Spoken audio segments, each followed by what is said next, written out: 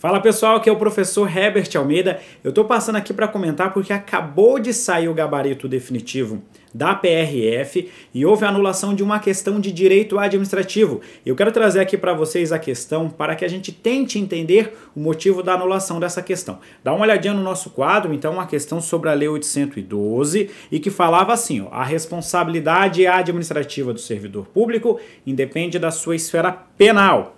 Salvo na hipótese de, na esfera criminal, ocorrer a absolvição do réu, fundamentada na negativa do fato criminoso, guarde isso aqui, ou da autoria do delito. A gente sabe que a regra é a independência e a cumulatividade das instâncias. Porém, quando você tiver aqui, dentro da esfera penal, a absolvição pela negativa do fato, ou então negativa da autoria, nessa situação você vincula também a esfera administrativa. Então existe a possibilidade de você ter uma exceção à regra da independência das instâncias. Então, numa primeira leitura dessa questão, é essa a interpretação que a gente faz. Inclusive foi a leitura que eu fiz no gabarito preliminar. Para mim, a questão estava de fato correta, não tinha feito nenhuma consideração acima disso. Mas alguns alunos me procuraram e fizeram uma outra leitura dessa questão, que inclusive eu falei, olha, é uma boa leitura, pode tentar seguir com recurso, quem sabe haja algum deferimento. Não era o ponto que eu acreditava naquele momento, mas dá uma olhada qual que é a consideração que pode justificar, ou que pode justificar a anulação dessa questão. Ela fala não apenas negativa do fato, ela coloca assim, ó, negativa do fato criminoso.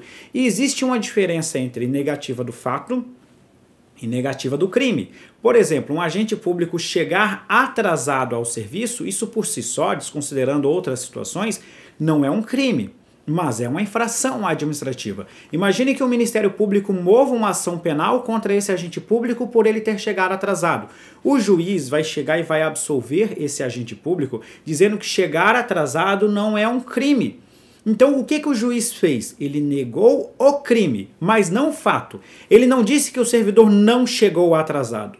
Ele apenas disse que chegar atrasado não é um crime. Então, negativa do fato é um pouquinho diferente de negativa do fato criminoso. Daí o motivo para a anulação da questão. Isso, inclusive, o CESP já cobrou em prova, né? O CESP já colocou algumas questões de prova dizendo assim, o servidor público que for absolvido na esfera penal por negativa do crime. Não, negativa do crime é diferente de negativa do fato. Negativa do fato, o fato em si não existiu. Negativa do crime, o fato pode até ter existido, mas aquela conduta, aquela situação não constitui um crime.